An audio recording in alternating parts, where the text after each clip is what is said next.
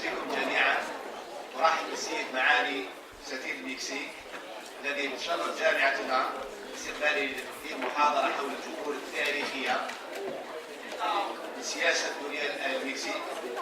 لنعتبرها فرصه بالنسبه لطلبتنا واساتذتنا للاطلاع على هذه التجربه الناجحه، وتكون فرصه كذلك لمشاركه اساتذتنا وطلبتنا في اطلاق هذا النقاش الذي يتمحور حول هذه السياسه وحول جوانب اخرى ذات علاقه بتجربه المكسيك. بالتالي اتمنى ان تكون هذه الفرصه لطلبتنا واساتذتنا. ودون اطاله احيل الكلمه الى احدى الطالبات للترحيب بالسيد معالي السفير. تفضل.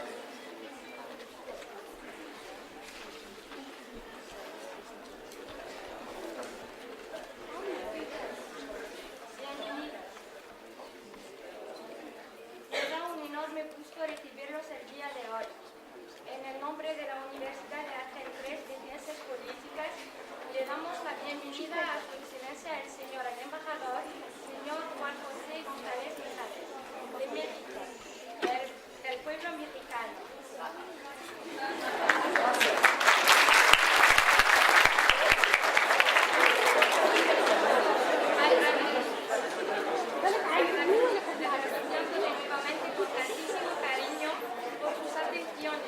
Y al hecho de que dispusiera parte de su tiempo para compartirlo con nosotros hoy.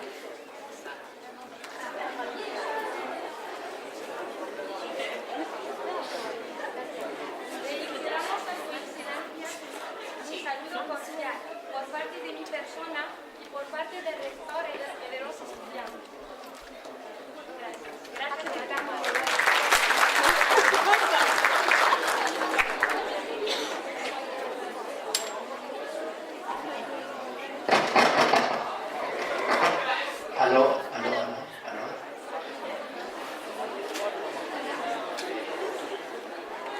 مرحبا بكم.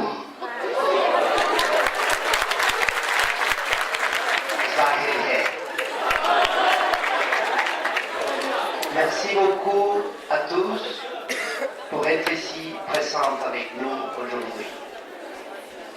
Je vais parler en français parce que mon arabe c'est presque non existant, non, mais c'est une langue que j'adore, non.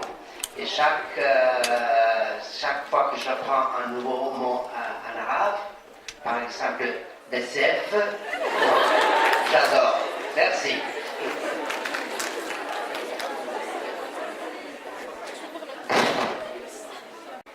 Professeur Moudouja Kafion, vice-recteur post-graduation, Monsieur Salim Chirhaoui, chef de département des sciences politiques, chers professeurs et étudiantes ici présentes.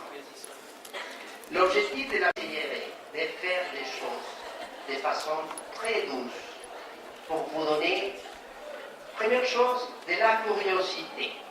Donc, qu'est-ce que c'est un pays comme le Mexique qui est éloigné, qui appartient à un autre continent, qui relève d'une autre culture, mais quels sont les liens qui existent entre ces pays lointains et les vôtres? La deuxième objectif, c'est de provoquer de l'intérêt à vous, d'étudier comment c'est voyager, non? D'aller là-bas. Bien sûr, pour vous faire découvrir une espèce de civilisation, une espèce de pays, de fortes personnalités culturelles comme l'Algérie, et que j'espère ça vous sera de grand intérêt. Comme ambassadeur de Mexique en Algérie, je crois que c'est important d'avoir une meilleure connaissance des réalités historiques et des actualités entre les pays. Pays qui, à forte personnalité politique et culturelle, voient un regard sur l'Amérique. Particulièrement entre vous, les jeunes et la communauté universitaire, non? Le Mexique et l'Algérie partagent un patrimoine commun que c'est sa jeunesse. C'est un atout et un avantage pour le futur de deux. En guise d'introduction, je vais me permettre une petite commerciale sur le Mexique. Alors, je voudrais, si vous pouvez allumer dans les pantalles, on peut diminuer un peu la lumière ici ou c'est...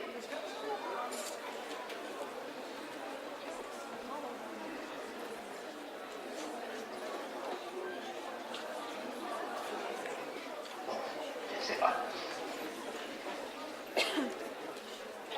Et bon, cette exposition, la première partie de l'introduction, ça sera des réalités sur le Mexique.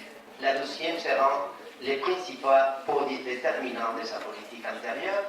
La deuxième partie, c'est les principaux déterminants géopolitiques extérieurs de cette politique extérieure, les domaines multilatéraux, et faire une petite conclusion. Mais avant de commencer cette petite commerciale sur le Mexique, non, je voulais savoir si les lumières pouvaient être diminuées. Non. Et on attend toujours.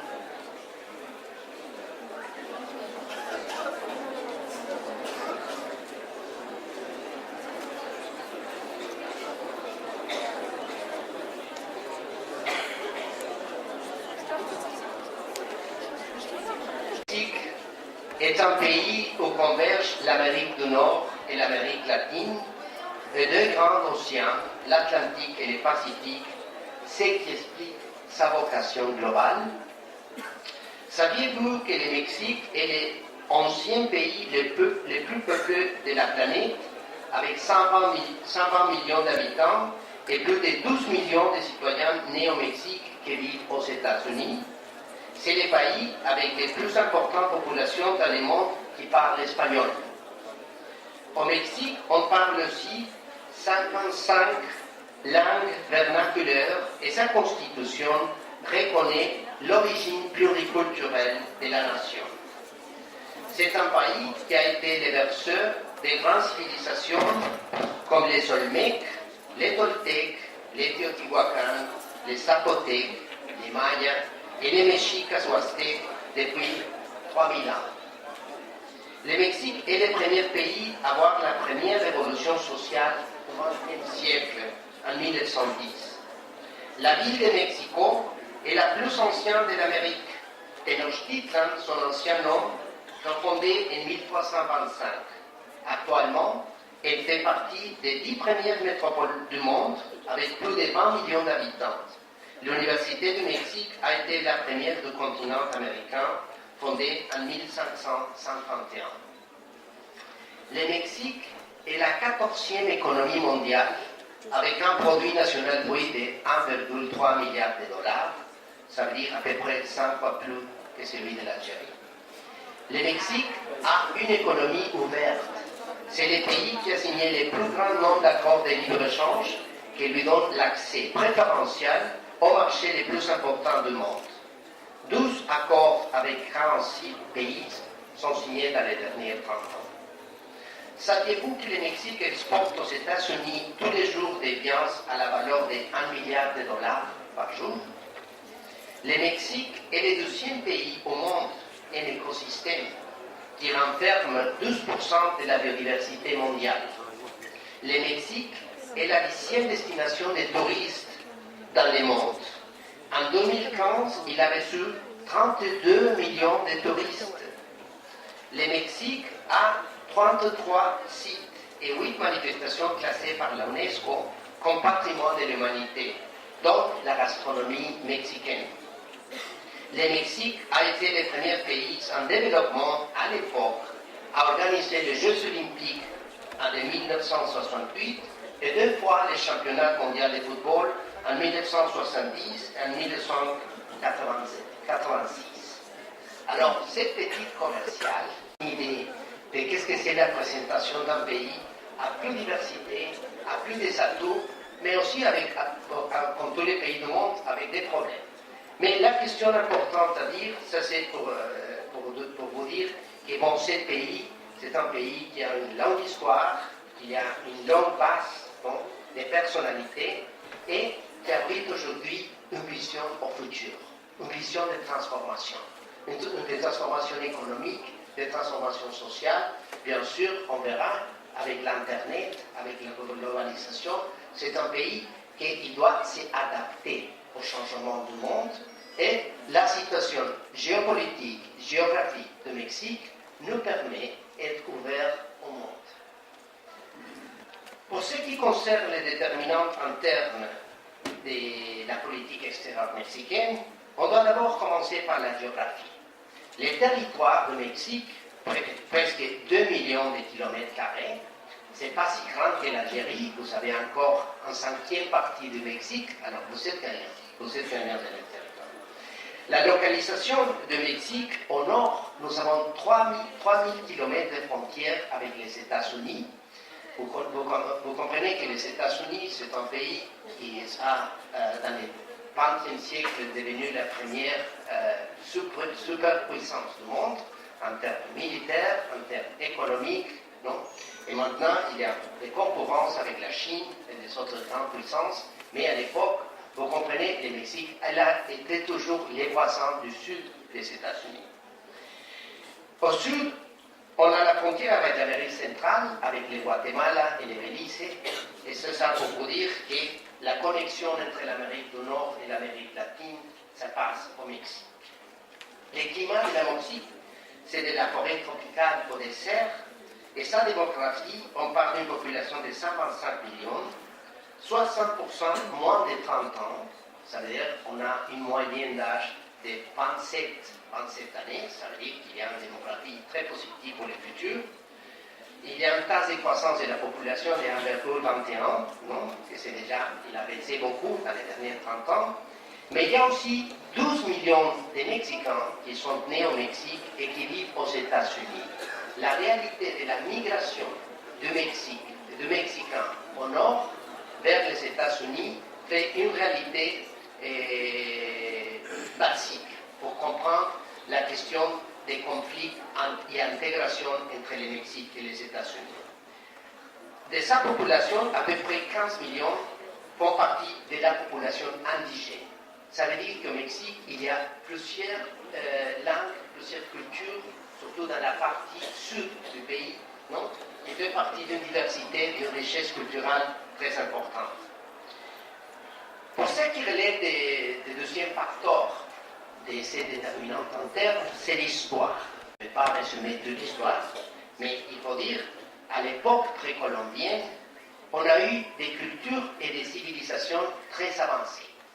Ça c'est très important parce que les pays, le Mexique, forment part d'un groupe de pays de ce qu'on appelle les civilisations nucléaires, un peu comme le Moyen-Orient, un peu comme la Grèce, un peu comme la Chine, non?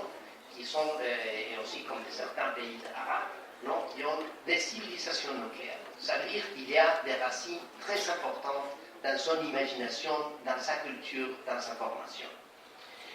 Et bien sûr, il y a plusieurs sites archéologiques du Mexique qui témoignent, mais je pense que un des plus importants musées du monde, le Musée national d'anthropologie et d'histoire à Mexico, j'espère qu'un jour vous visiterez pour voir exactement cette richesse monumentale de ces pays.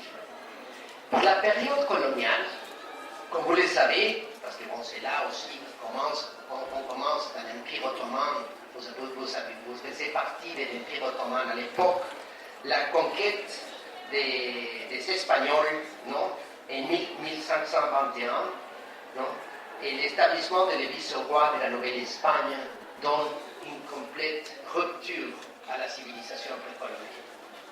Et ça, il commence à voir, c'est la civilisation, c'est la nouvelle civilisation de la chrétienté et aussi de la Renaissance, mais aussi de certaines exploitations d'esclavage qui commencent avec la conquête. Alors, il y a 3 siècles, comme toute l'Amérique latine, il y a 3 siècles de domination coloniale. Et ça pose une formation différente qui donne au Mexique sa vision d'une économie minière très importante, l'expansion au nord de la Nouvelle-Espagne qui abritait jusqu'à les États de Utah, Idaho, aux États-Unis, non? Tout ça faisait partie du Mexique. C'est pour ça que les villes comme San Francisco, comme Los Angeles, comme San Antonio, tous ces noms qui sont au-delà de la frontière, ça faisait partie du Mexique jusqu'à la moitié du XIXe siècle. Et alors, bien sûr, il arrive l'indépendance. L'indépendance du Mexique, c'est en 1810 et 1821, et c'est une insurrection populaire, mais surtout qui a créé une société créole. Mais c'est très important à dire que le Mexique, déjà, avec sa première constitution en 1824, c'est déjà une république fédérale. C'est très important parce que vous comprenez, c'est même avant l'arrivée des Français en Algérie, en 1830, non, que le Mexique était déjà une république fédérale, avec beaucoup de problèmes, bien sûr, non, mais bon, il a essayé de survivre pendant tout le 19e siècle. Bien la guerre entre le Mexique et les États-Unis, 1846, avec lequel le Mexique il a perdu plus de la moitié de son territoire. Il arrivait jusqu'à 100 millions de kilomètres carrés, non? Mais de Texas jusqu'à Oregon, non? La partie au nord-ouest des États-Unis, avec les traités de Guadalupe Hidalgo, non? Il y a une sécession. Alors c'est très intéressant de voir l'histoire. Pour Hollywood, toujours les films américains sont la conquête de l'Ouest. Pour le Mexique, le développement, même de sa colonne, c'est la conquête du Nord. Non? Alors c'est cette logique qui s'écrase dans le 19e siècle, et bien sûr les vainqueurs, c'était les pays qui avaient plus de technologie, qui avaient plus d'avancées, etc. Les États-Unis, il n'y avait presque pas de population à l'époque, mais c'est là qu'il s'établit les États-Unis après ces institutions. On a eu aussi une intervention française, non? Vous voyez, non, vous n'avez pas l'exclusivité, non? L'intervention française au Mexique, 1860-66, avec Napoléon III, c'est là qu'il s'établit l'idée de créer un empire. C'est un deuxième empire de Mexique, c'est l'archiduc Maximilien de l'Autriche, non? Qui va établir cet empire. Il y a un château, la ville de Mexico, où habitaient les vice-ducs, etc. Mais c'est une tragédie pour Napoléon III, c'est une tragédie pour Maximiliano qui était fusillé après cette intervention. Et les vainqueurs, c'est Benito Juárez, un président du Mexique qui est très important, surtout parce qu'il a fait une division très nette entre les affaires d'État et les affaires d'Église. Ça, c'est très important dans l'histoire du Mexique, que le Mexique, c'est un pays qui a fait une nette division entre les affaires religieuses et les affaires civiles, en devenant un État laïque, très religieux. Les papes viennent de passer au Mexique 5 jours, non? Très intéressante visite, non? Mais pour vous donner une idée, le Mexique, il a coupé ses relations avec le Vatican et il n'a pas rétabli ses relations jusqu'à 1982. 92, non? Pour vous dire exactement l'éloignement d'une vision d'un État laïque, simplement pour vous dire, c'est très important, non, l'idée de la création d'un État national avec une économie nationale, avec des institutions, c'est une dictature, non, mais on peut parler déjà de révolution mexicaine parce qu'il y a eu beaucoup d'interventions étrangères du XXe siècle, alors il y a une implication. Mais bien sûr, après 30 ans de cette période, vient l'événement plus important de l'identité mexicaine, qui c'est la révolution mexicaine, 1910-1930, où il y a la question des suffrages effectifs et la question des terres de liberté. Ce sont les grands paysans, la masse paysane. D'un pays de 12 millions d'habitants, il y a eu 1 million de morts dans la révolution mexicaine. Imaginez-vous, non? Alors c'est à peu près 8% de la population est décédée dans la révolution mexicaine. Et ça donne l'idéologie, la culture à ce qui va devenir au XXe siècle le nationalisme révolutionnaire, non?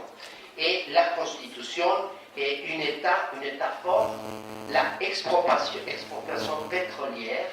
Aujourd'hui, c'est le jour de la commémoration de l'expropriation pétrolière algérienne. Au Mexique, ça s'est passé en 1938.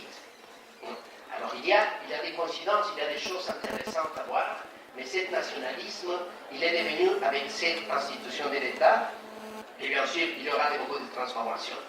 Après ça, je veux dire, dans la deuxième partie du XXe siècle, le Mexique devient un pays moderne, un pays contemporain, mais toujours avec la philosophie, un peu comme l'Algérie révolutionnaire, garante des droits sociaux. Ça veut dire que l'action de l'État doit garantir les droits sociaux à l'éducation, à la santé, etc., pour toute la population. Mais il y a aussi l'industrialisation, la urbanisation, il y a un changement, et le Mexique, maintenant, avec la nouvelle génération, c'est un pays complètement moderne, complètement orienté au futur. Le troisième élément, c'est son système politique en République fédérale, mais aussi avec la prédominance de l'exécutif, c'est-à-dire les pouvoirs du président. Ça, je pense que vous le comprenez bien dans ces systèmes politiques, qu'est-ce que c'est le pouvoir du président, non? Et ça est devenu, le Mexique, un modèle classique, non? Des présidents, des pouvoirs présidentiels. Et ce n'est pas jusqu'à la fin du XXe siècle qu'il a commencé la question de l'alternance politique. Et ça, c'est un processus de 130 ans maintenant, on peut parler que le Mexique, c'est un pays démocratique qui connaît une certaine normalisation de changement de pouvoir par les élections. Pour vous donner une idée, non,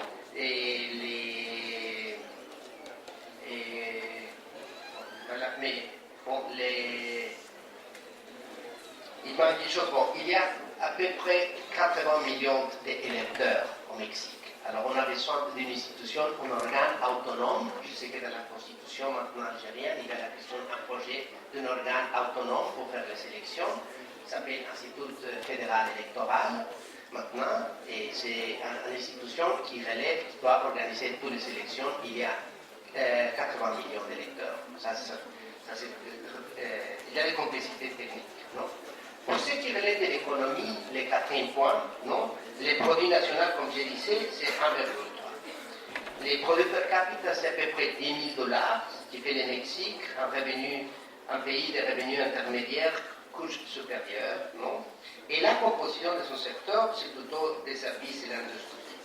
Mais c'est très important de dire que le commerce extérieur du Mexique, ça fait 60%, non, 66% de PIB. Ça veut dire que c'est un pays très orienté à la question de la transformation de la manufacture, non? Et ça devient maintenant, le principal avantage comparatif, c'est la question de la transformation et de la question manufacturière. Vous verrez, ça c'est une question dans la division internationale du travail, dans toute la question des procès d'intégration que vous beaucoup étudiez. Le Mexique, c'est une plateforme pour venir transformer et réexporter. Cette question relève de sa situation géoéconomique vis-à-vis les plus grands marchés qui sont les États-Unis. Et maintenant, les Européens, les Chinois, l'idée c'est d'attirer l'investissement au Mexique vers la transformation des produits pour l'exportation. Et c'est pour ça que le Mexique il est devenu une plateforme très importante, mais avec un marché intérieur aussi très important de 120 millions d'habitants. Cette économie mixte, avec prédominance du secteur privé, il y a eu une transformation.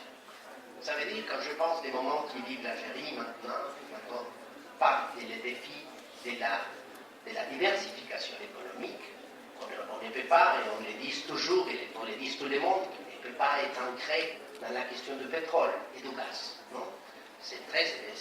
Il explique beaucoup de choses, il a donné la capacité à l'État de financer tout ce système social, mais c'est fragile.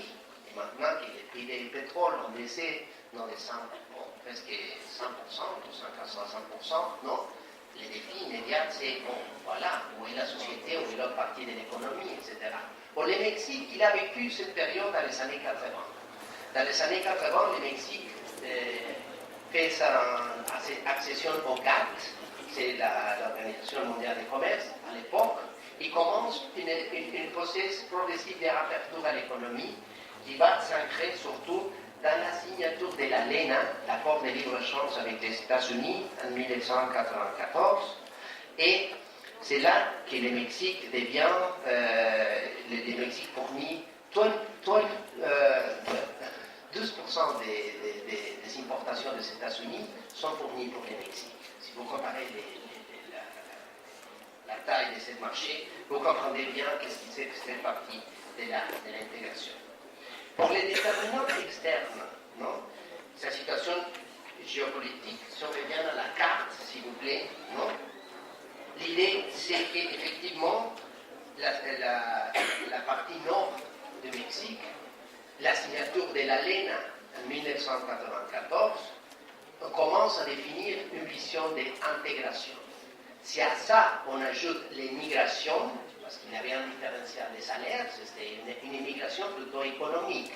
Ce n'était pas des persécutions politiques, des choses comme ça.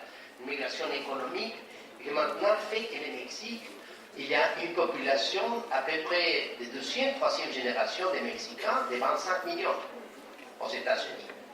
Alors 12 qui sont encore nés au Mexique, qui sont des États-Unis, et parfois 10 millions sont des clandestins.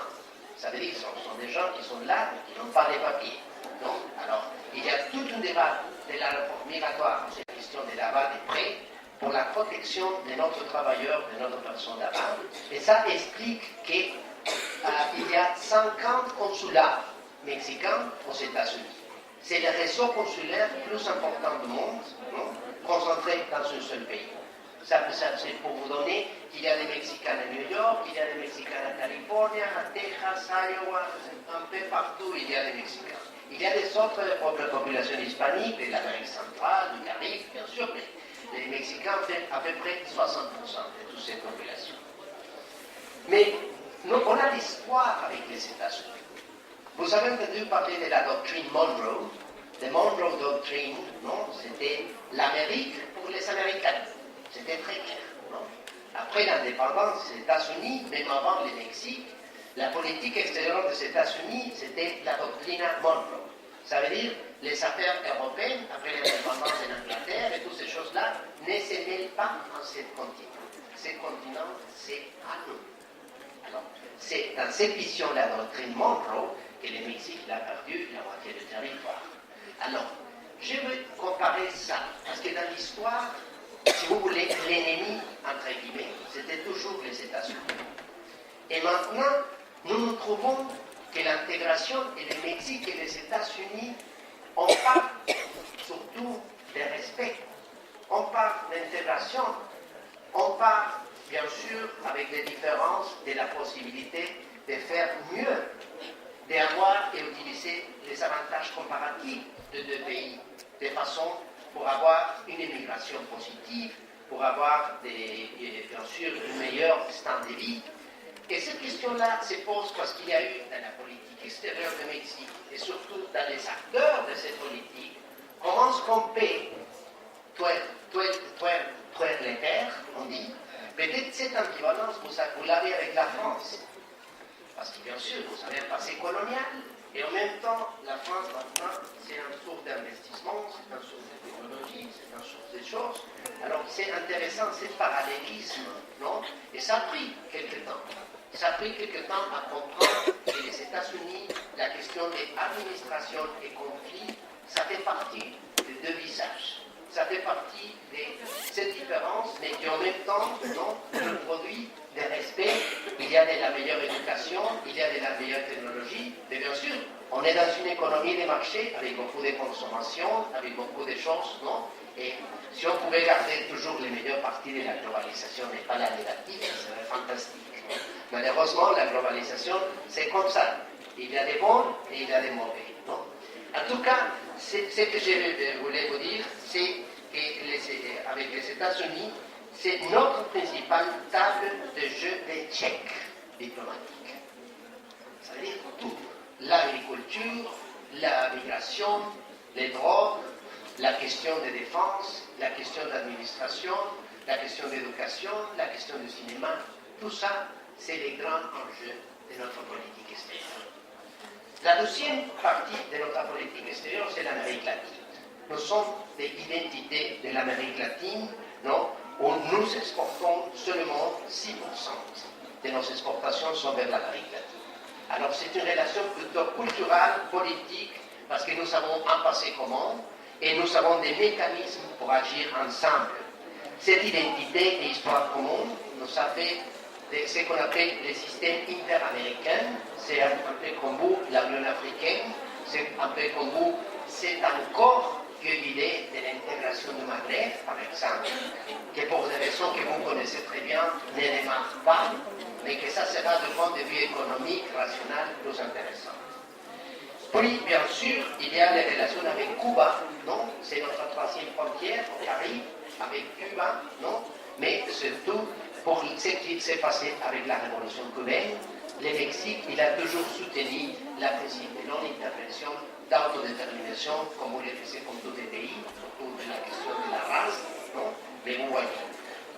Et, en troisième lieu, c'est l'Europe. L'Europe fait partie à peu près de 7% de nos exportations.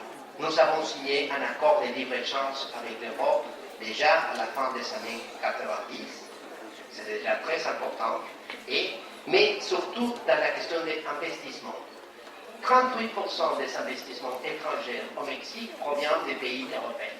Ça, c'est très important. Ça veut dire que même s'il n'y a pas beaucoup d'exportations vers là, l'intérêt d'investissement, c'est fondamental pour comprendre ce que c'est la concurrence mondiale avec les autres pays, de la Chine, etc. Avec l'Asie, maintenant, la dimension, c'est très économique. L'Asie, c'est le futur parce que c'est le deuxième partenaire du Mexique, non? Bon, c'est peut-être déjà un des premiers partenaires de l'Algérie, la Chine, non? Mais surtout, on importe beaucoup. On importe beaucoup de la Chine, 66 milliards de dollars d'importation en 2014. Non? Enfin, l'Afrique. L'Afrique s'est éloignée, c'est clair. Nous n'avons que 8 ambassades dans les continents africains, non? Mais ce qui est très important, c'est que le Mexique, il a bien compris, non? Et la société et l'approche multilatérale et la coopération avec les pays d'Afrique, non? Sans eux, nous n'irons pas jamais pour résoudre les principaux problèmes de l'agenda globale. Alors, je voulais simplement 5-10 minutes de plus, et si vous devez sortir, ne vous inquiétez pas, je ne dis pas plus de ça, qui parle de l'autodétermination des peuples, de non-intervention, solution pacifique des conflits, c'est ça que c'est faire l'Algérie avec le Mali, avec la Libye, avec toutes ces choses-là. Le Mexique a joué ce même rôle à l'Amérique centrale dans les années 80. Non? Alors, cette politique de principe, ça fait partie intégrale de notre politique extérieure. Le Mexique est un pays fondateur de la ONU en 1945, et il a défendu la légalité des principes. Non? Et bon, ce que je ne vais pas vous décrire toutes les priorités du Mexique dans la partie multilatérale, le désarmement, la réforme de la ONU, la gouvernance économique, et je veux aller exactement à la conclusion. Le Mexique, c'est un pays qui relève toujours d'une forme de politique extérieure ancrée sur les principes de la légalité internationale. Et ça, c'est un atout qu'on partage avec l'Algérie. Mais le Mexique, il a devenu, avec toutes ces transformations économiques surtout, un pays qui a des intérêts. Il a des intérêts sur la stabilité des marchés et que pour ça, il a un intérêt très particulier dans la gouvernance mondiale. Et pas simplement la gouvernance de la ONU, mais aussi la gouvernance de la Banque mondiale, de la Fonds monétaire international, de tous les arrangements pour la question du commerce, parce que la globalisation va très vite. Alors, la clé et le grand défi du futur de tous, c'est l'adaptation. Alors, l'adaptation dans ces contextes, non, il faut l'avoir. Et cette adaptation, c'est précisément la façon d'agir, et c'est pour ça que le Mexique fait partie de G20, non? C'est fait partie des pays comme la OECD, non? C'est un pays qui a plusieurs identités et qui agit des groupes. Et c'est pour ça que son influence, non, comme potence émergente, pour un pays qui l'est, mais qui se présente avec un sens de la responsabilité globale. Et c'est ça que je veux dire. Le sens de responsabilité globale, ce n'est pas seulement agir pour l'intérêt national, sinon de comprendre que la complexité du problème du monde doit se faire au niveau de la concurrence, des dialogues et de la coopération internationale avec tous les pays, l'Algérie compris. Merci beaucoup.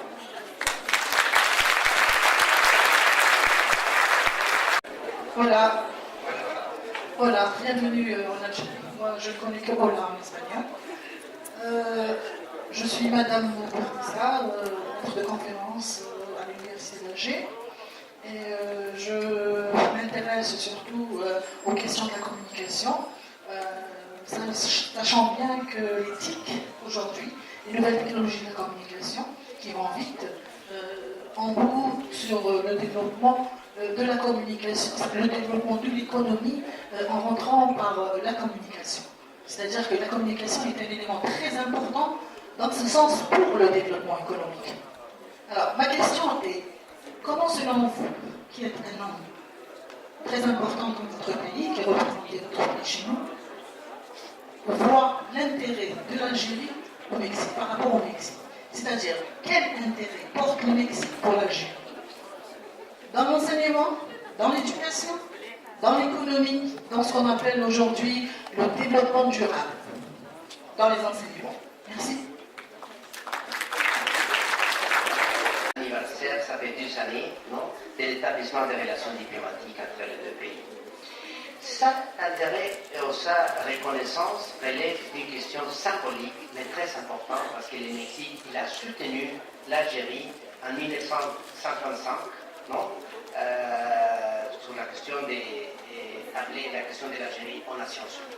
Alors, cette solidarité, c'est une chose très importante, parce que c'est un capital politique qu'on reconnaît, on a développé et on a surtout pensé réactualiser dans ce qu'on appelle la coopération sud-sud.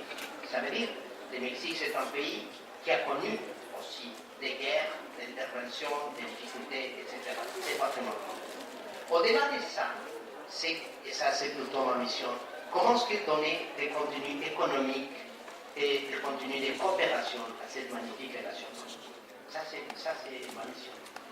Alors, du point de vue économique, la relation se situe aux alentours de 400 millions de dollars par an.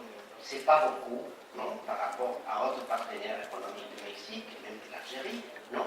Et les principales exportations du Mexique sont de blé dur, non, de l'état de Sonora, des pois chiches, des choses comme ça. Et à l'inverse, on avait importé de certains produits pétroliers. On commence à avoir une diversification très intéressante, parce qu'il y a beaucoup dans la question médicale, dans la question des métals mécaniques, non? Et je sais, et je travaille beaucoup pour attirer les investissements mexicains, et je travaille beaucoup pour la question des échanges commerciaux, non? Et surtout de présenter la Mexique comme un modèle parmi d'autres, hein? Nous n'avons pas de singularité, mais qui peut aider à certains décideurs algériens, du côté public, du côté privé, à comprendre qu'est-ce que c'est la diversification de l'économie, la transformation, la construction des parcs industriels, des choses comme ça qui relèvent de l'organisation du secteur automotrice, par exemple. Et aussi, mais nous avons une coopération très intéressante dans les domaines, par exemple, de l'évaluation des politiques publiques, des domaines sociaux. Ça, c'est une chose très importante parce que parfois, on a la tendance de la planification, mais on ne mesure pas les résultats. Alors, comment est-ce qu'on peut agir et transformer la politique publique en matière de santé, en matière d'éducation, en matière de logement, etc. Bon, le Mexique a signé une coopération avec le CNES, bon, pour avoir cette question d'évaluation. Je pense beaucoup à l'importance de cette coopération qualitative. Malheureusement, dans le domaine de l'éducation, nous n'avons pas vraiment des raisons importantes. Nous avons 1 ou 2 bourses qui offrent, c'est rien par comparaison des autres pays. Non? J'essaie de faire comprendre, ça c'est mes premières visites à l'université. Non, je vais m'approcher plus des professeurs pour voir, pour établir un échange avec un internationaliste mexicain qui vient nous parler des choses, pour aussi dans la question de l'archéologie, non, de la question des patrimoines. Dans le domaine de l'information et de la communication, bien sûr que le Mexique c'est vraiment très très développé. Je pense que les utilisateurs d'Internet se situent maintenant à 70 millions. Et les téléphones mobiles, c'est 80% de la population. Non? Je sais qu'en Algérie, il y a plus de téléphones mobiles que de personnes. Ça, c'est fantastique. Ça, c'est une chose que on n'a jamais... Ça veut dire que vous avez la capacité d'avoir 2, 3. Non? Ça, c'est impressionnant. Non? Et ça... Bravo, hein, bravo, hein. C'est pour ça que les compagnies téléphoniques sont très contentes dans ces pays. Non? Et il y a des choses comme ça. Alors, ça pour vous dire que bon, j'aimerais prendre le temps d'attirer cette question. sûr, il y a des carrières de la communication très très avancées là-bas. Tout le monde n'a pas travail en temps réel. Non? Ça va très très vite. Non? Il est très très superbe. Non? Et bon, je dois reconnaître que je vais essayer de faire mon mieux d'avoir les premiers échanges universitaires, non? Des choses que c'est. Non? Merci beaucoup. Avant, si vous le permettez. Oui. Après, on va parler de l'économie. Vous avez parlé dans votre intervention que j'ai suivi bien. لقد تحدثتم في محاضرتكم التي تتبعتها جيدا d'une existence avant l'invasion ou la présence espagnole au Mexique. C'était, je crois, en 1500. Peut-être pas 21, c'est la culmination de la Très bien. قبل الوجود الإسباني في المكسيك vous avez parlé d'une culture pro-colombienne. Pré-coloniale. Pré-colombienne, pardon. Est-ce qu'il y avait une présence colombienne au Mexique avant la présence espagnole? Parce que vous n'avez pas développé cette notion, ce concept pré-colombien. Je n'ai pas bien compris. Est-ce qu'il y avait une présence colombienne? Oui, c'est très facile. Columbus, Cristóbal Colón, c'est. Alors, pré-colombienne, ça veut dire avant Cristóbal Colón. C'est très simple. Moi, j'ai cru que c'était la présence du pays de la Colombie. Non, la Colombie faisait partie de cette culture, nous avons. Non? Merci. Vous avez parlé de l'intervention américaine en 1846. Oui.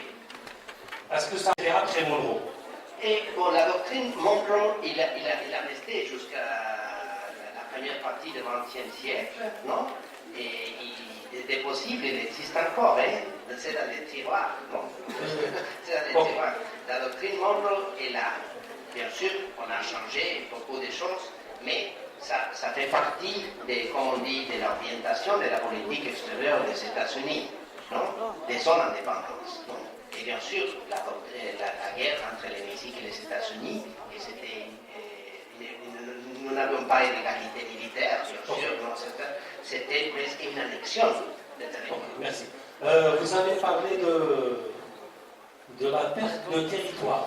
C'est ça. Dans ce cas, combien de pourcentage? Le Mexique a perdu combien de territoire? Plus de la moitié, ça veut dire à peu près les territoires actuels de l'Algérie. C'est ça qu'on a perdu.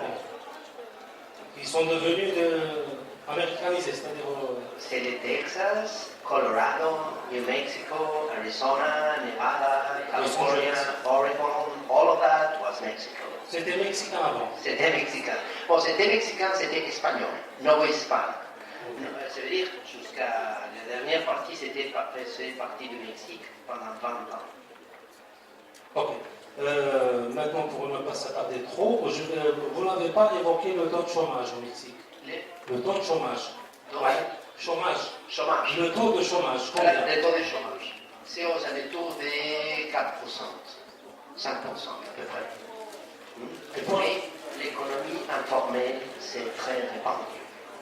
Alors, il faut voir l'économie informelle, ça fait partie des 8%. Ça veut dire que c'est très répandu. Ça veut dire qu'il existe un chômage déguisé au Mexique. Bon, c'est pas déguisé, c'est très évident. Et pour la politique sociale, est-ce qu'il y a une ressemblance ou similitude avec la politique sociale algérienne? Oui, parce que l'Institut de sécurité sociale du Mexique, c'était après la révolution mexicaine, non? On a toutes les institutions d'État, mais les... S'il vous plaît, monsieur. C'est un député de débat, une question bien précise, monsieur le professeur va répondre, et on passe aux autres questions. D'accord, j'attends la question. Pour finir suite, il existe cette idée de que l'État c'est le garant des droits. Merci, son Excellence, merci. C'est la dernière, on attend de vous des questions précises et son Excellence va répondre aux questions. Alors, monsieur Debuche, professeur Debuche. ¿Cómo ve su excelencia el futuro de las relaciones económicas entre Argelia y México? Bon, je vois de façon très positive le futur. Il faut travailler beaucoup pour attirer l'attention des entreprises mexicaines, non, par ce marché, non, et surtout la question de que les conditions d'attraction d'investissement de ces pays ne sont pas les plus bonnes, si vous voulez, par comparaison à des autres pays. Mais en tout cas, j'attends une mission pour le secteur pharmaceutique, non, au mois d'avril déjà. On a fait dans l'agroalimentaire, bien sûr. On a établi des coopérations avec les cactus, les nopals, non, intéressant, la wilaya de Suharas. Non? Et aussi, je pense qu'on peut avoir des certaines missions, mais l'investissement, je pense qu'il y a un changement de la chaîne. On commence à dire, on fait des importations, beaucoup des importations, on devait plutôt nous associer pour production. Alors, les caractères, c'est plus facile d'exporter qu'avoir un partenariat de production locale. Non? On travaille dans ces changements pour adapter les conditions les meilleures, mais ça va dépendre aussi des conditions des partenaires. Non? Mais bien sûr, on est très conscient qu'on a besoin beaucoup de savoir-faire et il y a des compagnies mexicaines très très performantes, non, dans les différents domaines qui vont s'installer ici. J'espère. Merci. Hi. There is a move within South Africa and China. Yes. So this move is politically, especially and financially motivated. Now Mexico is between.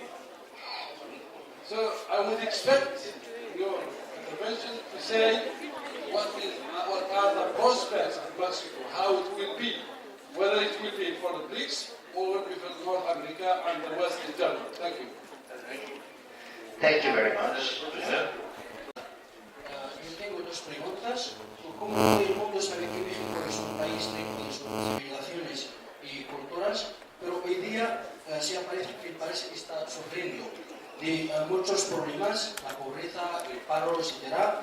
Y eso empuja a muchos mexicanos de emigrar al norte por los Estados Unidos y Canadá. La pregunta es, ¿cuáles son los programas del gobierno mexicano para solucionar todos estos problemas y por qué no realizar un desarrollo como modelo de los Estados Unidos? La segunda pregunta, usted dice que México siempre defiende las cuestiones relacionadas con la igualdad, pero ¿qué es la disposición de México en las cuestiones en el mundo árabe, como por ejemplo Siria y Palestina? Gracias. J'ai une question, s'il vous plaît, sur la coopération bilatérale entre l'Algérie et le Mexique, notamment ce qui concerne le transfert de technologie, le savoir-faire mexicain vers l'Algérie dans le domaine industriel et dans l'agriculture également. Il y a d'autres questions d'ordre international. Vous savez, monsieur, que le peuple sahraoui allait bientôt célébrer le 30e anniversaire de la proclamation de l'État sahraoui. Quel commentaire faites-vous? Merci. Limitez-vous au sujet. La dame, limitez-vous au sujet.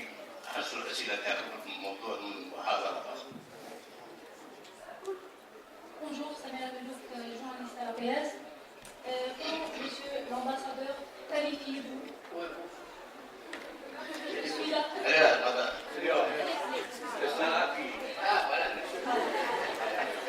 Excusez-moi. Monsieur l'ambassadeur, comment qualifiez-vous l'évolution des relations bilatérales entre l'Algérie et le Mexique ces dernières années? Merci. Bon, je termine ce premier round avec ma connaissance mexicaine ne sont ni latins ni d'origine latine. Pourquoi cette appellation latine, Amérique latine? Une deuxième question concernant le rapport avec le Vatican. Pourquoi 1992, au milieu des idées de Fukuyama, de Hitekton, tout cela pose problème. Gracias. D'accord, bon. Si je me souviens bien, la première question relève de la question des BRICS. Alors, j'ai une bonne nouvelle pour vous. Le Mexique Bien sûr, et comme vous l'avez dit, les BRICS c'était un mouvement volontairement organisé pour présenter une démarche conjointe dans la gouvernance mondiale, dans les différentes questions. La Chine, l'Inde, le Sud-Afrique et le Brésil. Pays tout à fait divers, les quatre. Mais sur l'Afrique du Sud et la Chine, il y a une dimension de différenciation énorme. Et il y a des politiques communes. Vous savez, qu'est-ce qui fait le Mexique depuis 3 ans? On a constitué une nouvelle groupe qui s'appelle MICTA. C'est le Mexique, l'Indonésie, la Corée, la Turquie et l'Australie. Ça, comme les BRICS, c'est un mouvement volontairement agréé pour commencer à dialoguer et coopérer pour agir ensemble dans les 5 continents. Alors vous voyez, le Mexique, il est toujours là, mais maintenant, il fait sa propre groupe. Non? Pourquoi?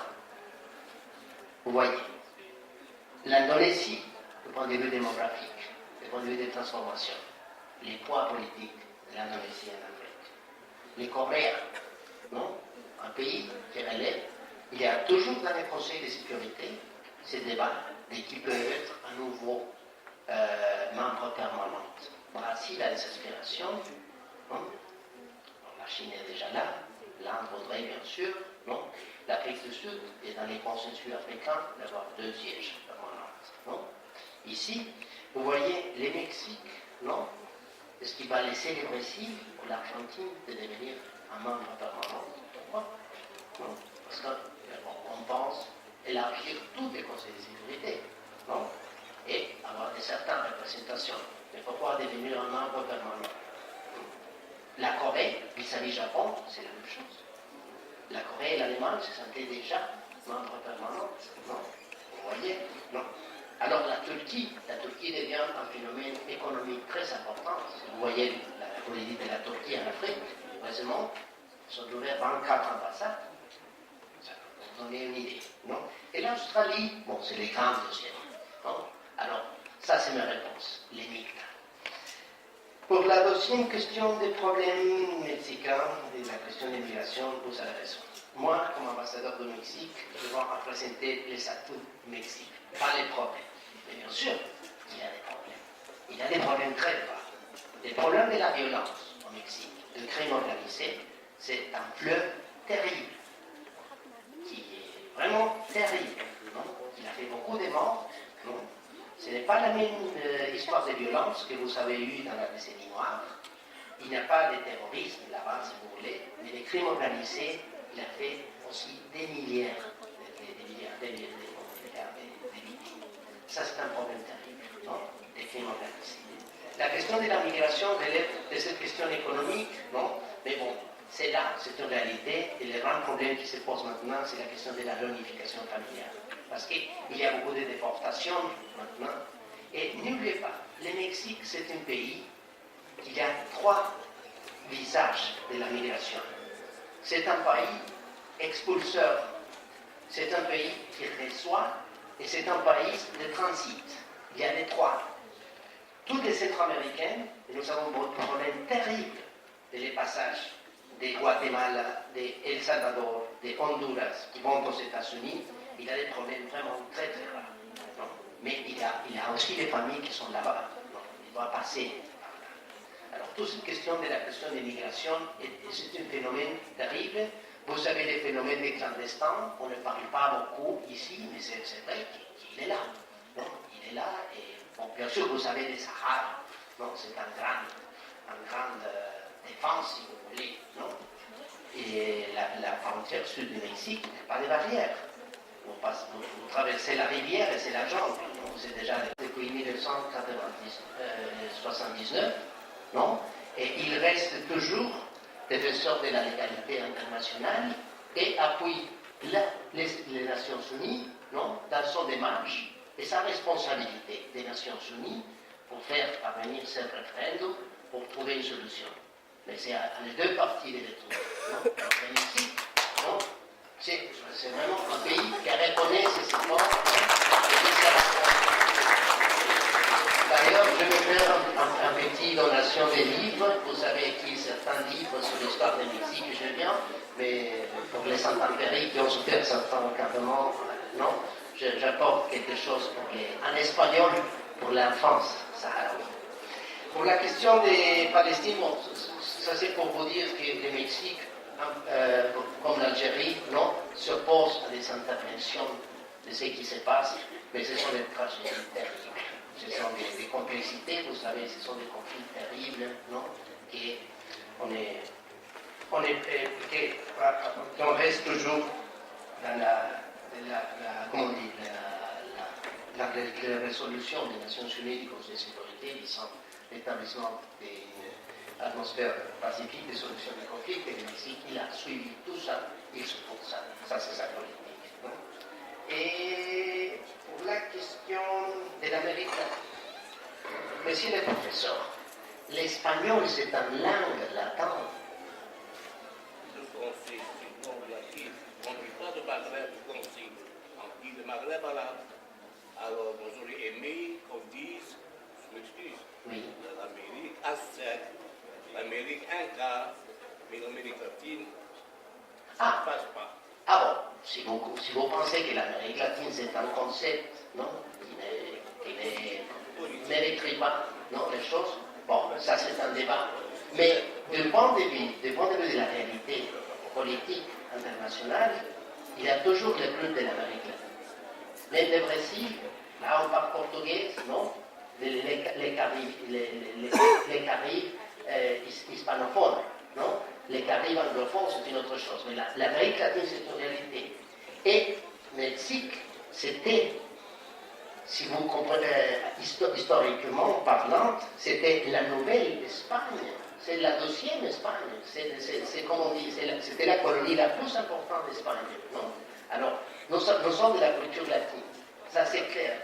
Surtout dans la musique, dans la poésie, nous sommes des latins. Latins dans ces sangs. Voilà. Alors, c'est dans ces sangs que le Mexique prend une identité.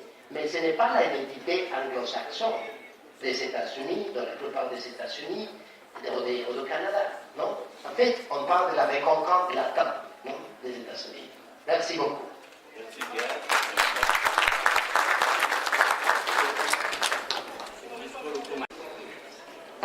نشكر سعادة السفير على هذه المحاضرة القيمة التي قدم فيها معلومات بيانات جد ثرية التي أعطت صورة جد معبرة عن اقتصاد السياسة الداخلية والسياسة الخارجية والمراحل التي مرت بها المكسيك والتطورات التي عاشتها والتوجهات المستقبلية. وأتمنى أن تكون هذه فرصة لطلبتنا وأساتذتنا أن يأخذوا بعين الاعتبار هذه التوجهات، ونتمنى كذلك أن تكون هذه بداية لزيارات مستقبلية. وشكرا لكل الطلبة والأساتذة.